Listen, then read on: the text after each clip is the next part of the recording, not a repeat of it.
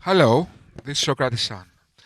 In this video, we'll analyze the opening statement of Jake the Muslim Metaphysician from the recent debate against JayDyer, Trinity versus Tawhid. I am an atheist, so why do I care about Tawhid or Trinity or the Trinity?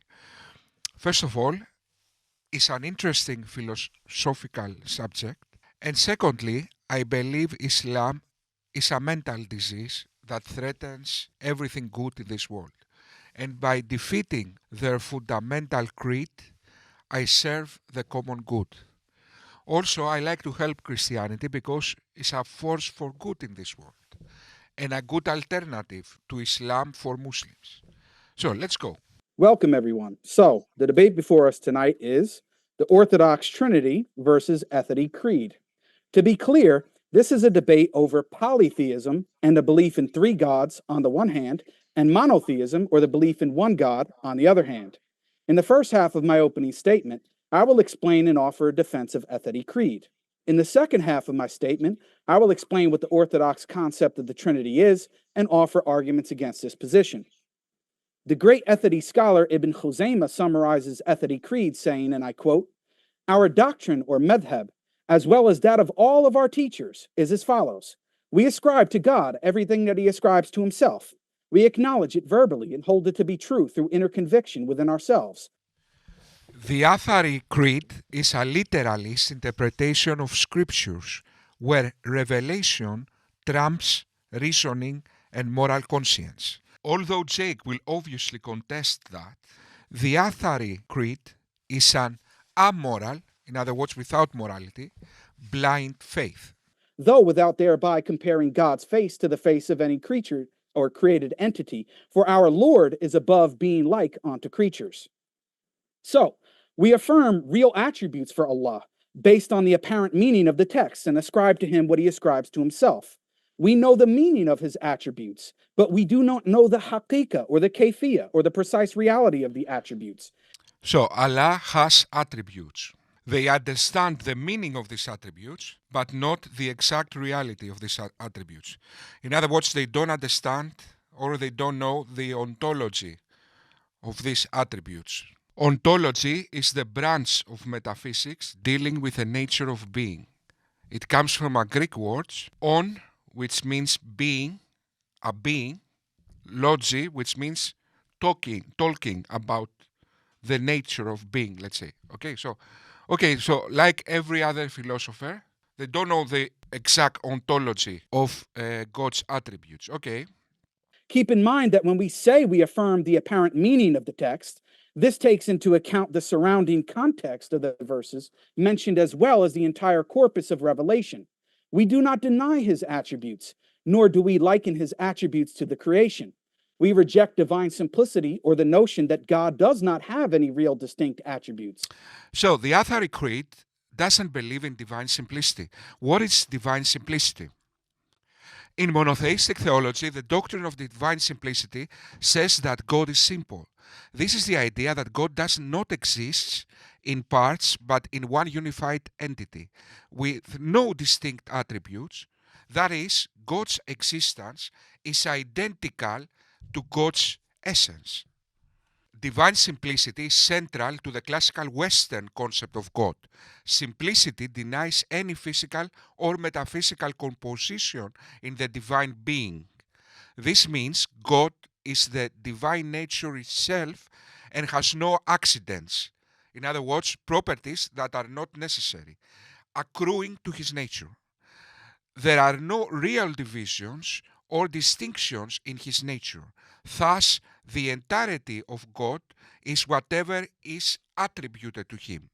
For example, in Christianity, God doesn't love, he is love. So, this is a huge distinction between the Athari Creed and Christian theology. In the Athari Creed, God's attributes are inseparable but distinct from his essence. In Christianity, God's attributes are his essence. Why that matters? Let's see this graph. Divine attributes in light of divine simplicity. So God is one unified essence that, when perceived through a finite intellect, It translates to all these things: love, will, power, etc. In the Athari Creed is the opposite. God has all these attributes which are distinct from him. So why that matters? Because of the contingency argument.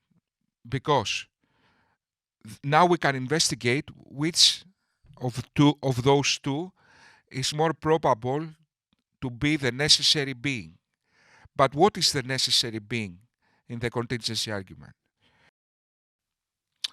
The necessary being always existed inevitably and could not have been any other way. It or he depends on nothing, and everything else depends on him or it. Everything other than him or it is contingent. So Christian theology fits better to this description.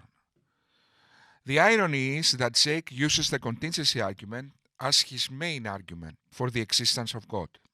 Yet, without divine simplicity, how can you expect something to be necessary? In other words, always existed inevitably and could not have had been any other way. The simplest is something is more probable to always exist inevitably and could not have been any other way. Let's make an example. Empty space is probable to always exist inevitably and could not have been any other way. But how about an iPhone? An iPhone is not probable to always exist inevitably and could not have been any other way. Why? Because the one is simple, the other is complicated. The one is unified, the other has parts. The Athari Creed claims God distinct nature from his attributes, but are inseparable from his nature. In other words, he hasn't got parts. That is a stupid attempt to avoid this problem. Just because Allah's attributes are inseparable from his nature, that doesn't mean he is unified. In other words, just because there is no power to separate the attributes from Allah, that doesn't mean the attributes are Allah. So you have the problem that divine simplicity solves. Now, to be fair, divine simplicity also has a problem. Sorry, I don't know the difference of have and has all this time. That's one of the main reasons I am an atheist. Functional complexity implies complex structure. So something unified and simple seems improbable to support complex qualities or attributes. So how one thing, clay, let's say clay, how clay can support a computer's functions.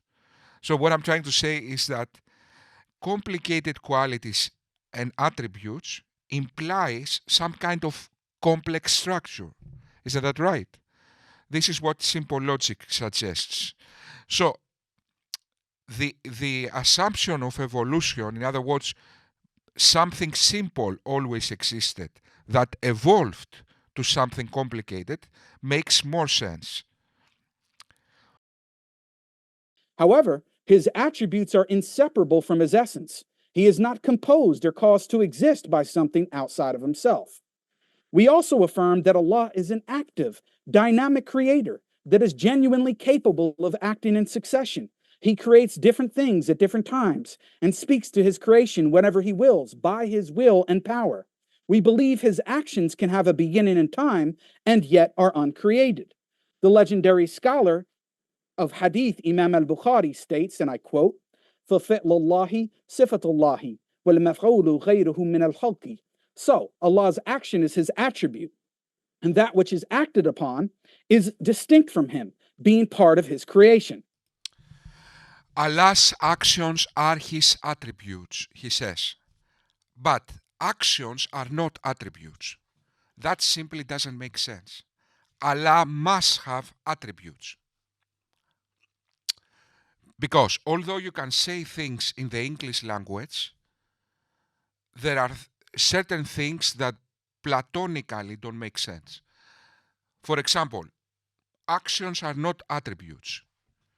Allah cannot not have attributes just because you said so in the English language. It's impossible. So here there is some kind of problem. Anyway, let's continue. He also says, his occurrences, exalted be he, are not similar to the occurrences of creatures.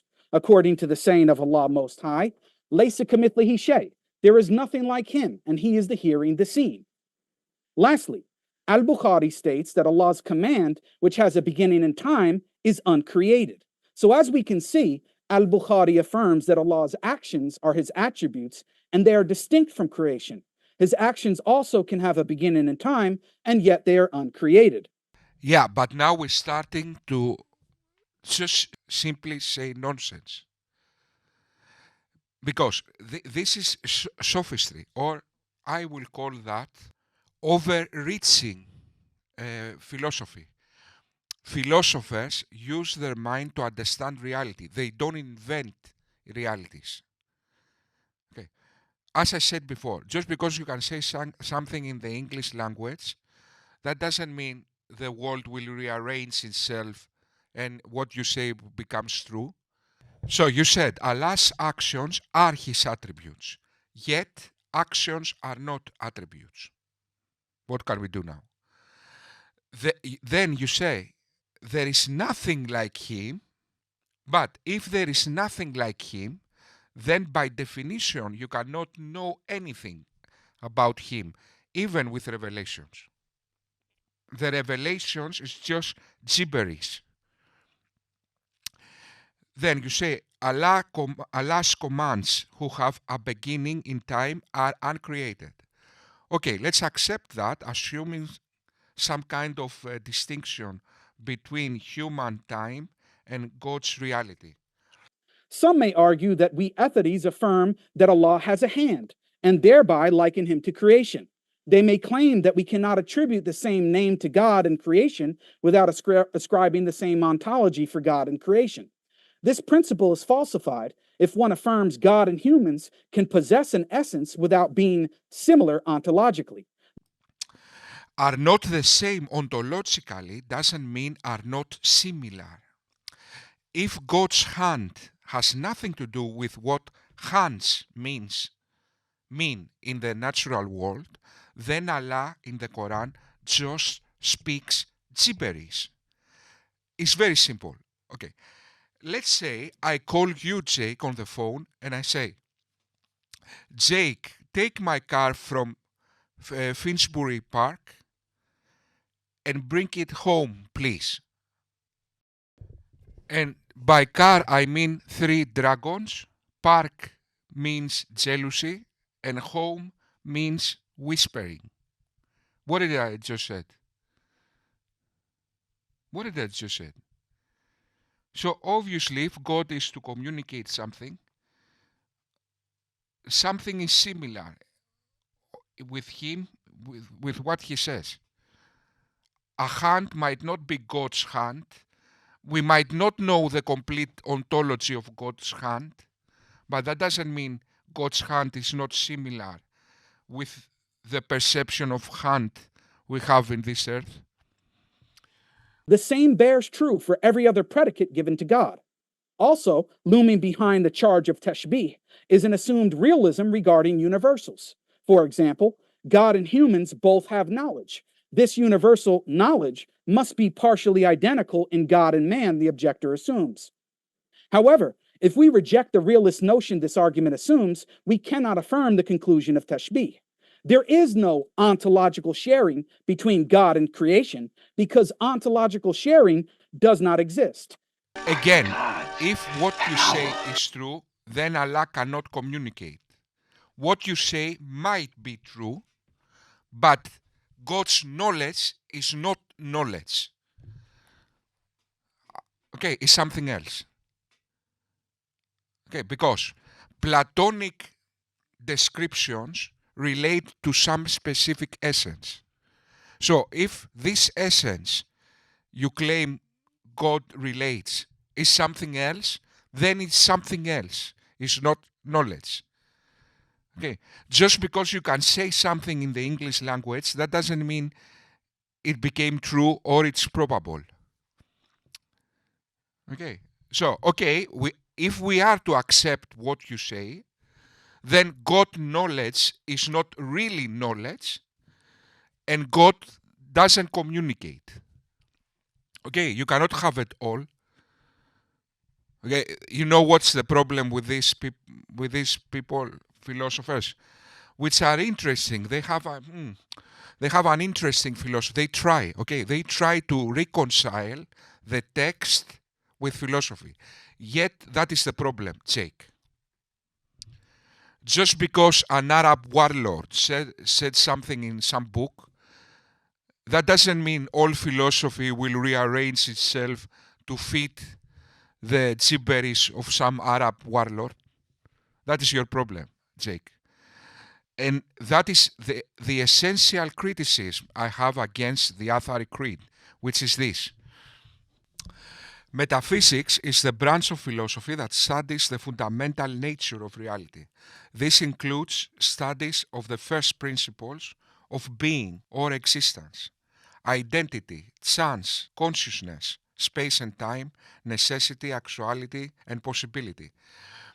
In the Athari Creed, they derive their metaphysics from revelations, not from philosophy. In other words, they are not doing philosophy, they are just interpreting text.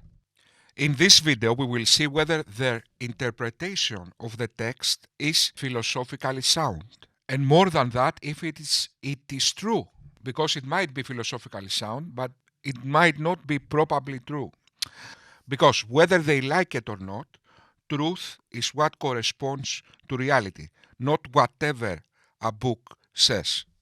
The nature of knowing in this world, regardless whether God is true or not, and he delivers revelations, demands secularism. Simply because we cannot put the horse before the cart. We cannot first assume God is true and then investigate whether in fact God is true. So the first fundamental criticism against the Athari Creed is the overstatement of the epistemic weight of revelations and the understatement of the epistemic weight of philosophy, resulting to a high probability for a defect understanding of reality.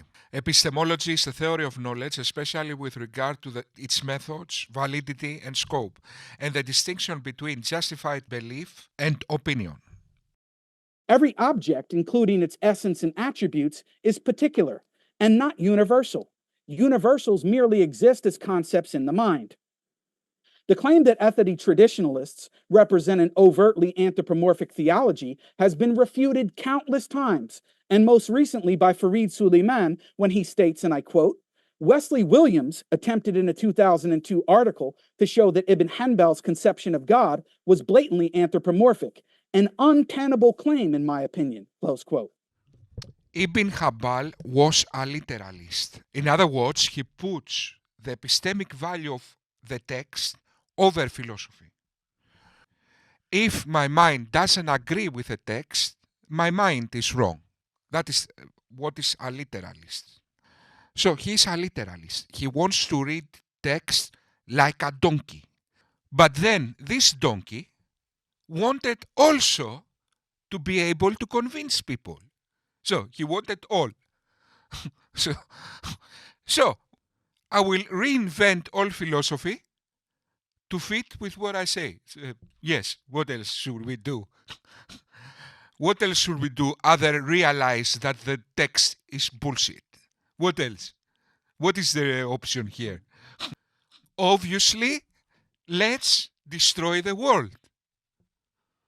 Let's create ISIS, Al-Qaeda, Hamas. Fuck the world for 400, for 1,000 years. Fuck the world. What is the option here? What is the real option here?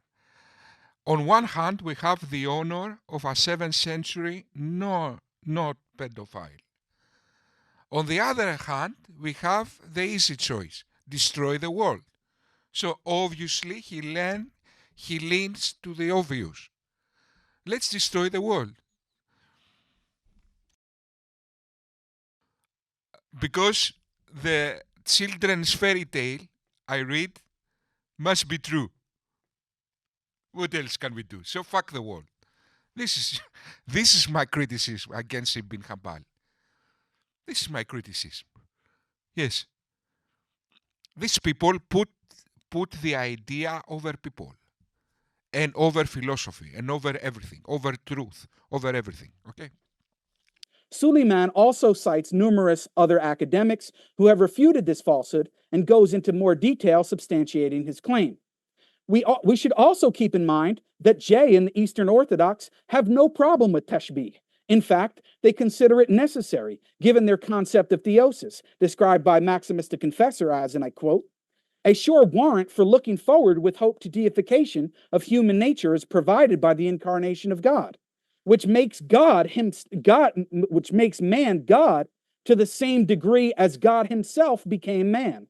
Let us become the image of the whole one God, bearing nothing earthly in ourselves, so that we may consort with God and become gods, receiving from God our existence as gods. Close quote. So as we can see, Orthodox Christians do not have a problem likening God to creation or creation to God. I now turn to my opponent's theology of the Trinity. Guys, I might do a video about the Trinity next, okay? Because now it's already over 20 minutes. Now, you will ask yourself, what is the utility of an atheist defending the Trinity? It might have to do something. I don't want morons to destroy the world. So if they want to believe in God, at least believe in a noble God like Jesus Christ.